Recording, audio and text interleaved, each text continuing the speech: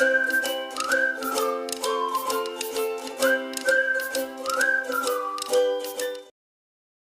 do all acids and all bases have in common?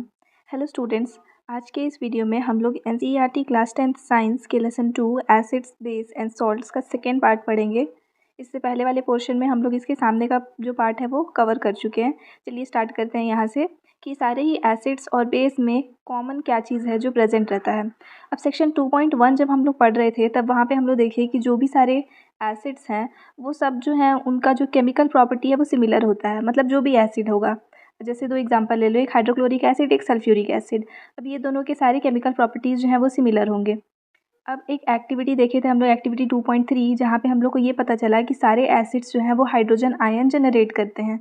तो obviously जब वो metals के साथ रिएक्ट करके हाइड्रोजन आयन जनरेट कर रहे हैं और सारे के सारे यही आयन जनरेट कर रहे हैं, तो ये क्या है, ये इनका केमिकल प्रॉपर्टी है। तो ये क्या है, सब में सिमिलर है।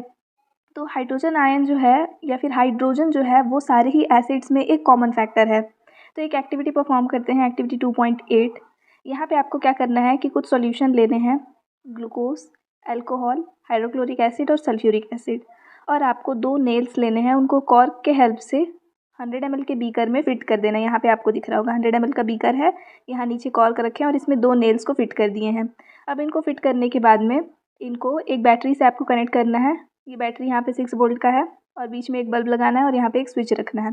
अब क्या करना है कि ये जो बीकर है इसमें यहाँ पे आपको सॉल्यूशन फिल करना है 1 by 1। कौन कौन सा, तो जो 4 सॉल्यूशंस हम लोग यहाँ पे लिए थे यही सारे। जब आप हाइड्रोक्लोरिक एसिड डालोगे तो ये बल्ब ग्लो होगा। यानी कि अब बल्ब ग्लो होने का मतलब क्या है कि सर्किट जो है वो कंप्लीट हुआ है ना। जब पूरा सर्किट कंप्लीट होता है तभी बल्ब ग्लो होगा। तो हाइड्रोक्लोरिक एसिड डाले तो सर्किट कंप्लीट हो गया, इसलिए बल्ब ग्लो हुआ। फिर सल्फ्यूरिक एसिड डालेंगे, फिर से बल्ब ग्लो हो जाएगा। ग्लूकोज डालेंगे तो बल्ब ग्लो नहीं हुआ। अल्कोहल डाले तो भी बल्ब ग्लो नहीं हुआ। अब इसके पीछे रीज़न क्या आया? इसका सिंपल मतलब ये है कि जो ग्लूकोज है और अल्कोहल है वो दोनों ही सॉल्यूशंस जो हैं वो इलेक्ट्रिसिटी को कंडक्ट नहीं करते हैं। बल्ब का ग्लो होना इसी बात को इंडिकेट करता है ना कि वहाँ से इलेक्ट्रिक करंट जो है वो फ्लो हो रहा है। लेकिन अब इन केस में अगर बल्ब ग्लो नहीं हुआ, दैट मीन्स सिंपली कि वहाँ पे इलेक्ट्रिसिटी जो है वो कंडक्ट हुआ ही नहीं। तो इलेक्ट्रिक सर्किट जो है, इलेक्ट्रिक करंट जो है वो एक्चुअल में क्यों फ्लो हो रहा था इस एसिडिक सॉल्यूशंस में? आयंस के वजह से फ्लो हो रहा था। और ये आयंस क्या थे? तो एसिड में जो आयन प्रेजेंट रहता है वो होता है H+ आयन। इसके अलावा अब ये तो पॉजिटिव आयन है, तो पॉजिटिव आयन को तो केटायन बोलते हैं, लेकिन इसके अलावा नेगेटिव आयन्स भी तो प्रेजेंट होंगे। तो एनायंस यहाँ पे कौन कौन से हैं? तो जब हम हाइड्रोक्लोरिक एसिड ले रहे हैं तो क्लोराइड आयन, नाइट्रिक एसिड ले रहे हैं तो नाइट्रेट आयन, सल्फ्यूरिक एसिड में सल्फेट आयन, एसिटिक एसिड में एसीटेट आयन। ये सारे आयन्स जो हैं वो क्या है, नेगेटिवली चार्ज हैं, ये सारे उसमें प्रेजेंट रहते हैं। और साथ में हाइड्रोजन आयन जो है वो पॉजिटिव आयन यानी केटायन के फॉर्म में सब में प्रेजेंट रहता है। नाउ अब ये क्या सजेस्ट कर रहा है आपको कि एसिड्स जो है वो H+ आयन्स प्रोड्यूस करते हैं, लेकिन एक्वस मीडियम में प्रोड्यूस करते हैं, और यही इनके एसिडिक प्रॉपर्टी के लिए रिस्पॉन्सिबल रहता है। सेम एक्टिविटी को अब हम लोग सोडियम हाइड्रोक्साइड, कैल्शियम हाइड्रोक्साइड और दूसरे बेस के साथ में परफॉर्म करेंगे, एल्कलीज के साथ में। तब वहाँ पे क्या ऑब्जर्वेशन आता है उसको देखेंगे। तो वो अभी आगे देखेंगे हम लोग। यहाँ देखते हैं next heading, what happens to an acid और base in the water solution. ये बेस वाला जो एक्सपेरिमेंट बोला है ना, ये अभी आगे दिया है तो वहाँ पे पढ़ेंगे उसको। तो what happens to an acid और base in water solution. Water solution में एसिड और बेस को एक्चुअली क्या होता है, मतलब एक्वस मीडियम में ही क्यों एसिड्स जो है वो अपना प्रॉपर्टी शो कर रहे थे, वाटर के एब्सेंस में क्यों नहीं किए? तब उसके लिए दिया है एक्टिविटी 2.9। यहाँ पे आपको करना है कि 1 ग्राम सोडियम क्लोराइड लेना है, मतलब कॉमन सॉल्ट, और उसको एक क्लीन और ड्राई टेस्ट ट्यूब में रख देना है। उसके बाद आपको उसमें कंसनट्रेटेड सल्फ्यूरिक एसिड डालना है। तो वहाँ से ना एक गैस इवॉल्व होगा। यहाँ जैसे आप सॉल्ट लिए थे उसमें आप जब ये कंसनट्रेटेड सल्फ्यूरिक एसिड यहाँ ड्रॉप बाय ड्रॉप डाले हैं तो कुछ गैस है जो इसमें से इवॉल्व हो रहा है। अब ये जो गैस है उसको आपको टेस्ट करना है ड्राई ब्लू लिटमस पेपर से और एक बार वेट ब्लू लिटमस पेपर से।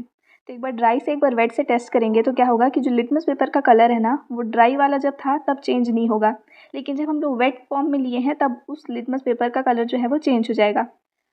अब ये जो गैस इवॉल्व हुआ था वो कौन सा था? तो ऑब्वियसली वो क्या था, हाइड्रोजन क्लोराइड गैस यानी कि HCl गैस। ये जो HCl है वो क्या होता है, एसिड होता है। अब ये जो एसिड है वो ड्राई कंडीशन में H+ आयंस रिलीज़ नहीं कर सकता एंड इसीलिए वो एसिडिक प्रॉपर्टी शो नहीं करता है एंड इसीलिए वो ड्राई लिटमस पेपर को कलर को चेंज नहीं कर रहा है। लेकिन जब हम लोग इसको वेट कर दे रहे हैं तो वो H+ आयन डोनेट कर पा रहा है और इसी H+ आयन के डोनेशन की वजह से ये एसिडिक प्रॉपर्टी शो कर रहा है। और जब एसिड रहेगा तभी तो लिटमस पेपर का कलर चेंज होगा। तो ब्लू से रेड में जो है वो कन्वर्ट हो जाएगा लिटमस पेपर। अब आप बताना ब्लू से रेड में कन्वर्ट करता है उसको एसिड बोलते हैं, उसके लिए एक ट्रिक पढ़े थे, याद है कि नहीं। अब आगे देखते हैं।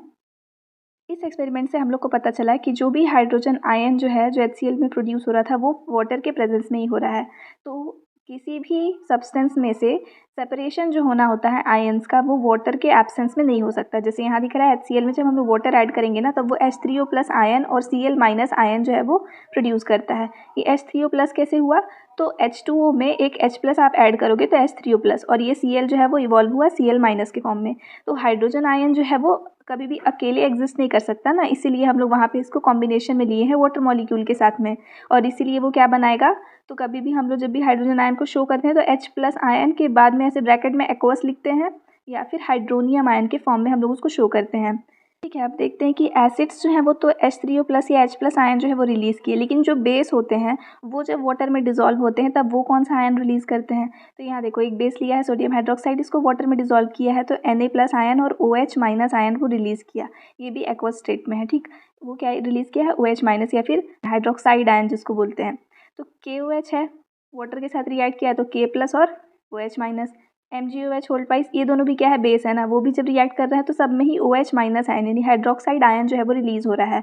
तो बेस जो होते हैं वो सारे क्या करते हैं कि हाइड्रोक्साइड आयन रिलीज़ करते हैं, एंड इसी की वजह से उनका बेसिक प्रॉपर्टीज जो है वो देखने के लिए मिलता है। अब ये जो बेस है ना वो सारे के सारे ही बेस वाटर में जो है सोल्यूबल नहीं होते हैं, कुछ ही बेस है जो वाटर में सोल्यूबल होते हैं, इनको हम लोग एल्कलीज बोलते हैं। तो यहाँ से आपको डिफरेंस समझ में आएगा बेस एंड एल्कली का। सारे बेस वाटर में डिजॉल्व नहीं होते हैं, लेकिन जो बेस वाटर में डिजॉल्व हो जाए उसको बोलते हैं एल्कली। तो an alkali is a base that dissolves in water. ये जो है वो सोपी होते हैं टच में, बिटर होगा टेस्ट में, और कोरोसिव नेचर के होते हैं, इसलिए कभी भी हम लोग को उसको टेस्ट या टच नहीं करना चाहिए, हार्मफुल हो सकता है। नेक्स्ट आते हैं हम लोग, अब आगे पढ़ते हैं इसके बारे में कि जब भी हम लोग एसिड्स एंड बेस को एक साथ रिएक्ट करा दें तो वो सॉल्ट एंड वाटर फॉर्म करते हैं। इस ओवरऑल रिएक्शन को हम लोग न्यूट्रलाइजेशन बोलते हैं, पहले भी पढ़े हैं। तो जो एसिड है उसमें का हेलाइड आयन और जो बेस है उसमें का ये मेटल, ये दोनों एक दूसरे के साथ रिएक्ट करके क्या बनाया, सॉल्ट। अब इस प्रोसेस में आपको दिख रहा होगा कि H प्लस और OH माइनस जो है यही दोनों न्यूट्रलाइज होकर के वाटर फॉर्म कर रहे हैं। तो let us see what is evolve when water is mixed with acid और बेस। अब उसके लिए दिया है एक्टिविटी 2.10। इस एक्टिविटी में आपको क्या करना है कि 10 ml वाटर लेना है एक बीकर में, उसमें few drops of concentrated sulphuric acid आपको डालने हैं, स्लोली स्लोली डालना है, बीकर को कंटिन्यूसली स्विल करते हुए, मतलब उसको शेक करते हुए आप बोल सकते हो, कॉन्स्टेंटली उसको राउंड राउंड मोशन में हिलाते हुए। एंड उसके बाद उस बीकर के बेस को आपको टच करके देखना है, टेम्परेचर चेंजेस आपको फील होगा। अब आपको बताना है कि ये एक्सोथर्मिक था कि एंडोथर्मिक प्रोसेस था। एक्सोथर्मिक प्रोसेस में ये होगा कि जो बीकर है उसका टेम्परेचर आपको दिखेगा कि वो बीकर जो है वो गर्म हो गया। एक्सोथर्मिक मतलब क्या, हीट जो है वो बाहर आ रहा है। एंडोथर्मिक मतलब हीट एब्जॉर्ब हो रहा है, उस केस में बीकर जो है वो ठंडा हो जाएगा। तो अब जब हम लोग यहाँ पे एसिड मिलाए थे ना तो बीकर जो है वो गर्म हो जाएगा। ठीक है, इस प्रोसेस में बीकर गर्म हो जाएगा। तो इससे क्या पता चलता है कि एसिड या बेस जो है वो जब वाटर के साथ में रिएक्ट करते हैं ना तो ये प्रोसेस हाईली एक्सोथर्मिक होता है। इसलिए हमेशा जब भी हम लोग एसिड्स को वाटर में मिक्स करते हैं तो हमेशा कॉशन लेना चाहिए। कंसनट्रेटेड एसिड्स अगर मिक्स कर रहे हैं तो उनको बहुत ही स्लोली स्लोली ऐड करना चाहिए वाटर में, और कॉन्स्टेंटली स्टर करते रहना चाहिए सॉल्यूशन को। और वाटर को कंसनट्रेटेड एसिड्स में नहीं डालना होता है, एसिड्स को वाटर में डालना होता है, क्योंकि वाटर जो है वो कूलेंट होता है। ठीक है, नेचुरली वो कूलेंट है, तो उसमें हम लोग एसिड डालेंगे तो वो उसको धीरे धीरे कूल करेगा। लेकिन अगर हम लोग एसिड में वाटर को डालेंगे ना तो वो पूरा स्प्लैश हो जाएगा आपके ऊपर ही। और अगर ये जो मिक्सिंग है वो हम लोग ग्लास कंटेनर में कर रहे हैं तो ग्लास कंटेनर जो है वो ब्रेक भी हो सकता है एक्सेस हीटिंग की वजह से। अब उसके लिए यहाँ पे जैसे आपको ये फिगर 2.5 दिया हुआ है, एसिड्स के ऊपर या फिर दूसरे सब्सटेंस के ऊपर, हाँ आपके हाथ के ऊपर या सब्सटेंस के ऊपर एसिड का क्या सारा इफेक्ट पड़ रहा है, दिख रहा है ना किस टाइप से वो पूरा हार्मफुल, वो मतलब शो कर रहा है कि वो हार्मफुल है आपके बॉडी के लिए। तो एसिड्स हो या बेस हो, किसी को भी हम लोग ऐड करते हैं तो वो थोड़ा हीट हो ही जाता है। तो मिक्सिंग एसिड और base with water results in decrease in concentration of ion.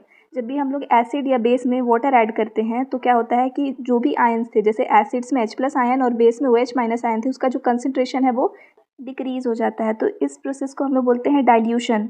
जब हम लोग किसी भी एसिड या बेस के स्ट्रेंथ को क्या करें, वीक कर दें। स्ट्रेंथ ही तो वीक हो रहा है ना, कंसनट्रेशन कम हो रहा है आयन्स का, दैट मीन्स उसका स्ट्रेंथ जो है वो कम होता जा रहा है। तो इस प्रोसेस को बोलते हैं डाइल्यूशन। तो यही चीज़ तो अभी हम लोग हेडिंग में देखे थे। यहाँ पे क्या पूछा था हेडिंग में, What happens to an acid or base in a water solution। तो जब वाटर सॉल्यूशन में हम लोग एसिड या बेस को ऐड करते हैं तो क्या इफेक्ट पड़ता है उसके ऊपर, उसका जो कंसनट्रेशन है वो कम हो जाता है, यानी कि वो सॉल्यूशन जो है वो डाइल्यूट हो जाता है। नेक्स्ट अब आगे देखते हैं इसके बारे में। हाउ स्ट्रॉन्ग आर एसिड और बेस सॉल्यूशंस। अब देखो, जब भी हम लोग को डिस्टिंग्विश करना हो एसिड और बेस के बीच में, तो हम लोग एसिड बेस इंडिकेटर्स यूज़ करते हैं। एसिड बेस इंडिकेटर्स के भी हम लोग दो फॉर्म्स देखे थे, एक जो कलर को चेंज करते हैं और एक जो अपना स्मेल चेंज कर लेते हैं, ऑर्डर। तो ऑल्फैक्टरी इंडिकेटर यूज़ करें या कोई भी इंडिकेटर यूज़ करें, लेकिन इससे हम लोग को पता चल जाएगा कि जो सब्सटेंस हम लोग लिए थे वो एसिडिक था या बेसिक था। लेकिन अब ये जो एसिडिक और बेसिक सॉल्यूशन है उसका स्ट्रेंथ क्या है, कितना स्ट्रॉन्ग है वो। कोई भी एसिड लिए हैं तो वो कितना स्ट्रॉन्ग है, या कोई भी बेस लिए हैं तो वो कितना स्ट्रॉन्ग है। अब इस चीज़ को कैसे डिफाइन करेंगे, इस क्वालिटी को उसकी डिफाइन करने के लिए हम लोग यूज़ करते हैं यहाँ पे पीएच स्केल। तो a scale for measuring hydrogen ion concentration is called pH scale. और ये जो है वो जब डेवलप हुआ था उस टाइम एक जर्मन साइंटिस्ट थे, वो इसका डिस्कवरी किए थे, इसलिए ये एक जर्मन वर्ड से ही आया है, जहाँ पीएच में का जो पी है उसको वो स्टैंड करता है पोटेंस के लिए, जिसका मतलब होता है पावर, और जो एच है वो हाइड्रोजन एटम है, हाइड्रोजन आयन है। तो किसी भी पीएच स्केल में जो है वो जनरली 0 से लेकर के 14 तक वैल्यू लिखा हुआ होता है। 0 जो है वो बहुत ही एसिडिक सब्सटेंस को डिनोट करता है और 14 बहुत ही बेसिक या अल्कलाइन सब्सटेंस को डिनोट करता है। तो पीएच स्केल का वैल्यू 0 से 14 तक जा रहा होता है, जैसे यहाँ पे दिया है एक वेरिएशन। अब यहाँ पे जो 7 होता है ना वैल्यू, वो न्यूट्रल होता है, ठीक है। PH of neutral solution is 7। Values अगर 7 से नीचे जा रहे हैं, लेस देन 7 हो रहा है तो एसिडिक नेचर इंक्रीज होगा, एंड मोर देन 7 हो रहा है तो बेसिक नेचर इंक्रीज होगा। दैट मीन्स अगर हम लोग 7 से 14 की तरफ जा रहे हैं तो बेसिक, और 0 से 7 तरफ है तो एसिडिक हो जाएगा सॉल्यूशन। अब ये एक उसका बेसिक सा रिप्रेजेंटेशन हो गया उसके स्ट्रेंथ का। यहाँ पे आप एक्टिविटीज़ कंडक्ट कर सकते हैं, ये वाले जो जो सब्सटेंस है दिया हुआ है यहाँ पे कि आपको ये सारे सॉल्यूशंस यूज़ करने हैं, और उनका पीएच जो है वो पीएच पेपर के हेल्प से उनका कलर जो है वो देखते हुए यहाँ पे आपको उसके पीएच वैल्यूज़ लिखने हैं और उसके बाद उसका नेचर बताना है। अब यहाँ देखिए, यहाँ पे पीएच स्केल दिया है कलर के बेसिस पे पूरा। जो भी सारे सब्सटेंस बहुत ज़्यादा एसिडिक होंगे वो यहाँ रेड में दिए हैं, जो बहुत बेसिक होगा वो यहाँ पे ब्लू में दिया है। न्यूट्रल के लिए यहाँ पे आपको दिख रहा है।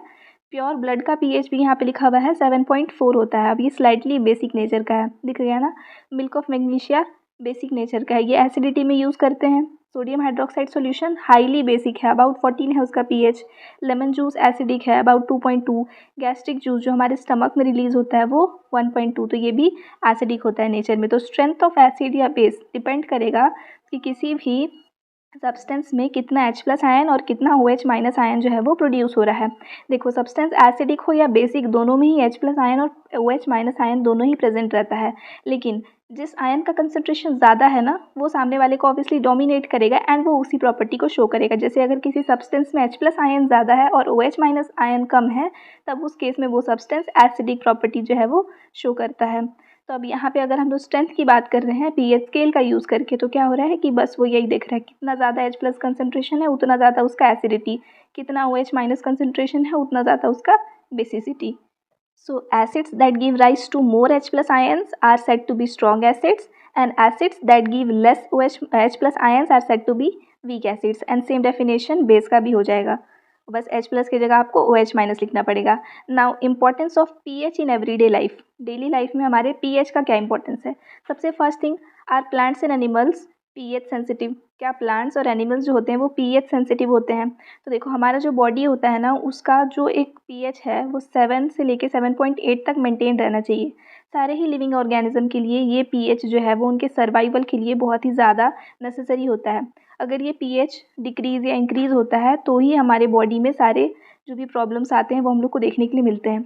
अब जो रेन वाटर है उसका पीएच होता है 5.6, तो 5.6 वाले पीएच वाले रेन वाटर को हम लोग एसिड रेन बोलते हैं। जब ये एसिड रेन रिवर्स में फ्लो होता है तो रिवर का जो वाटर है उसका भी पीएच जो है वो लोअर हो जाएगा, कम हो जाएगा। जब पीएच जो है रिवर वाटर का वो डिक्रीज़ हो गया तो ऑब्वियसली उसके अंदर जो एक्वेटिक लाइफ है उनका जो सर्वाइवल है वो डिफ़िकल्ट हो जाएगा। अब इन एक्वेटिक लाइफ में प्लांट्स एंड एनिमल्स सभी तो आते हैं, यानी कि प्लांट्स एंड एनिमल्स जो है वो पीएच सेंसिटिव हैं। नेक्स्ट आते हैं हम लोग नेक्स्ट टॉपिक पे। एक यहाँ पे दिया है एसिड्स इन अवर प्लैनेट्स। तो देखो, हमारे जो प्लैनेट है उसमें भी तो ऑब्वियसली एसिड एंड बेस का जो ओवरऑल बोल सकते हैं अमाउंट है वो पूरा रेगुलेटेड है ना, तभी तो लाइफ यहाँ पे एग्जिस्ट कर रहा है। अब जैसे कि वीनस है, वीनस जो है उसमें एक बहुत ही थिक क्लाउड प्रेजेंट है। हम लोग पढ़े हैं ना एसएसटी वगैरह में, आप लोग पढ़े होंगे कि वीनस जो है वो सबसे ज़्यादा ब्राइट होता है क्योंकि उसके वाइट कलर का थिक क्लाउड उसमें प्रेजेंट है जो सारे लाइट्स को रिफ्लेक्ट बैक करता है। तो ये जो वीनस है उसका जो थिक क्लाउड है ना वो एक्चुअल में सल्फ्यूरिक एसिड के वजह से है, एंड इसीलिए तो इस पर लाइफ एग्जिस्ट नहीं कर रहा है। यानी कि प्लैनेट में भी पीएच जो ओवरऑल है वो मेंटेन रहना चाहिए। नेक्स्ट है पीएच ऑफ सॉइल। प्लांट्स के हेल्दी ग्रोथ के लिए पीएच जो है वो पीएच रेंज एक फिक्स है, उतना होना इंपॉर्टेंट है, तो ही प्लांट जो है वो हेल्दी वहाँ पे ग्रोथ कर पाते हैं। तो ऑब्वियसली अब ये जो सॉइल है उसका भी पीएच जो है वो मेंटेन रहना चाहिए। अब ये हम लोग कैसे टेस्ट कर सकते हैं, तो आप डिफरेंट सॉइल सैंपल्स ले सकते हैं अलग अलग प्लेसेस से। जैसे कि आप एक ऐसी जगह से सॉइल ले लो जहाँ पे बहुत सारे प्लांट्स हैं, और एक ऐसी जगह से सॉइल ले लो जहाँ पे प्लांट्स जो है वो कम है। एंड उसके बाद आपको 2 ग्राम सॉइल लेना है टेस्ट ट्यूब में, और उसमें 5 ml वाटर ऐड कर देना है। उसके बाद उसको शेक करना है अच्छे से, तो क्या होगा, एक सॉल्यूशन फॉर्म हो जाएगा। अब इस सॉल्यूशन को आपको फ़िल्टर करना है, जो भी उसके कंटेंट्स हैं वो सारे अलग हो जाए, और जो फ़िल्ट्रेट है ना उसको ले लेना है। अब इस फ़िल्ट्रेट में आपको पीएच वैल्यू चेक करना है, एक बार उस सॉइल का जहाँ पे प्लांट्स ग्रो हो रहे थे और एक बार वहाँ का जहाँ पे ग्रो नहीं हो रहे थे। अब इन दोनों जगहों का पीएच जब आप चेक करोगे ना, तो पता चलेगा कि जहाँ पे पीएच जो है कम था ना, वो एरिया जो है वो आइडियल था प्लांट्स के ग्रोथ के लिए। यानी कि प्लांट ग्रोथ के लिए सॉइल का पीएच जो है वो मेंटेन रहना चाहिए। नेक्स्ट है pH in our digestive system. अब हमारा जो डाइजेस्टिव सिस्टम है ना, उसमें भी पीएच जो है वो रेगुलेटेड रहना चाहिए, तो ही फूड जो है वो डाइजेस्ट होता है। बहुत इंटरेस्टिंग चीज़ है कि जो हमारा स्टमक है वो क्या होता है, HCl रिलीज़ करता है, हाइड्रोक्लोरिक एसिड। ये हाइड्रोक्लोरिक एसिड एक्चुअल में क्या करता है, तो जो हमारे बॉडी में एंजाइम सिक्रीट होता है ना पेप्सिन, उसमें मिक्स होकर के मतलब एक एसिडिक मीडियम देता है, तो ही पेप्सिन जो है वो प्रोटीन्स को डाइजेस्ट करता है। यानी कि फूड के डाइजेशन के लिए ये हाइड्रोक्लोरिक एसिड जो है वो एसेंशियल होता है, जो हमारे डाइजेशन में हेल्प कर रहा है। लेकिन अगर यही एसिड जो है वो लार्ज अमाउंट में बनना लगे, ज़रूरत से ज़्यादा बन जाए, तब उस केस में इरिटेशन होगा और पेन होगा। इसी पेन को दूर करने के लिए हम लोग क्या करते हैं, एंटासिड्स यूज़ करते हैं। अब ये जो एंटासिड्स हैं, इसके बारे में हम लोग लेसन के स्टार्टिंग में ही पढ़े थे कि अगर किसी को स्ट्रॉन्ग एसिडिटी हो रही है, तब उस केस में आप उसको क्या सजेस्ट करोगे।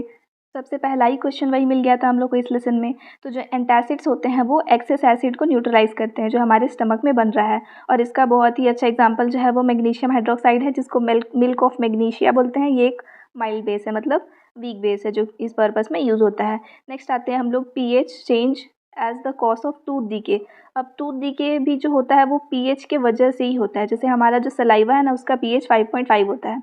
जब ये पीएच 5.5 से नीचे जाने लगता है, तो जो हमारे टूथ हैं वो डीके होने लगते हैं। अब वो कैसे, तो जो टूथ है वो तो आपको पता है कि कैल्शियम फॉस्फेट का बना हुआ होता है। अब ये कैल्शियम फॉस्फेट का भी एक क्रिस्टलाइन फॉर्म है, जिसको हम लोग बोलते हैं कैल्शियम हाइड्रोक्सी एपेटाइट। यही जो है वो हार्डेस्ट पार्ट होता है हमारे बॉडी का, हार्डेस्ट सब्सटेंस है हमारे बॉडी में। और ये जो है वो जब पीएच 5.5 के नीचे चला जाए तो कोरोड होना स्टार्ट हो जाता है, एंड इसी कोरोजन के वजह से टूथ डीके होते हैं। अब ये पीएच बिलो जा कैसे रहा है, तो जब हम लोग बहुत ज़्यादा शुगर इनटेक करते हैं, तो जो हमारे माउथ में जो बैक्टीरियाज प्रेजेंट होते हैं वो इस शुगर को डाइजेस्ट करते हैं, डिग्रेड करते हैं, एंड इसी प्रोसेस में वो लोग एसिड प्रोड्यूस करते हैं। और यही एसिड जो है वो हमारे माउथ का ओवरऑल पीएच जो है वो डिक्रीज़ कर देता है, एंड टूथ डीके होने लगते हैं। इसलिए हम लोग टूथपेस्ट जो यूज़ करते हैं वो एक्चुअल में बेसिक नेचर के होते हैं। जो हमारे टीथ का जो एसिडिक कंटेंट आ गया है, एसिडिक जो कंटेंट है टीथ का, उसको न्यूट्रलाइज करते हैं। एक्सेस एसिड को दूर करके बेसिक फॉर्म में मतलब यूज़ करके न्यूट्रलाइज करते हैं ओवरऑल उसको। नेक्स्ट टॉपिक दिया है self defence by plants, animals and plants through chemical वेयर। अब एनिमल्स के सेल्फ डिफेंस में भी ना एसिड का और बेस का ये जो पीएच है उसका रोल होता है। जैसे बी स्टिंग करता है जब भी, तो क्या होता है, हनी भी जब भी किसी को स्टिंग कर लेता है तो वहाँ पे बर्निंग सेंसेशन होगा, पेन होगा, इरिटेशन होगा, इचिंग होगा। ये सारा कुछ क्यों होता है, क्योंकि ये जो बी स्टिंग है ना उसमें एसिड्स प्रेजेंट होते हैं, small amount of formic acid, जिसको मेथेनोइक एसिड बोलते हैं। इस मेथेनोइक एसिड की वजह से ही हम लोग को बर्निंग और पेन वहाँ पे होता है। तब उस केस में हम लोग वहाँ पे अगर mild amount of baking soda वहाँ रब कर दें उस पोर्शन में, तो जो स्टिंगिंग से हम लोग को जो पेन हो रहा था ना, उससे रिलीफ मिल जाता है, क्योंकि ये जो बेस है वो उस एसिड को न्यूट्रलाइज कर देता है। नेक्स्ट यहाँ पे एक अमेजिंग फैक्ट टाइप दिया है, नेचर प्रोवाइड्स न्यूट्रलाइजेशन ऑप्शंस। तो जो नेटल प्लांट्स होते हैं ना, हर्बेशियस प्लांट है एक नेटल, वो वाइल्ड एरियाज में ग्रो होता है। इसके जो लीव्स होते हैं ना, उसमें small small tingling hairs present रहते हैं। जब इन हेयर्स को आप एक्सीडेंटली टच कर लोगे तो पेनफुल स्टिंग्स वो कॉज करते हैं।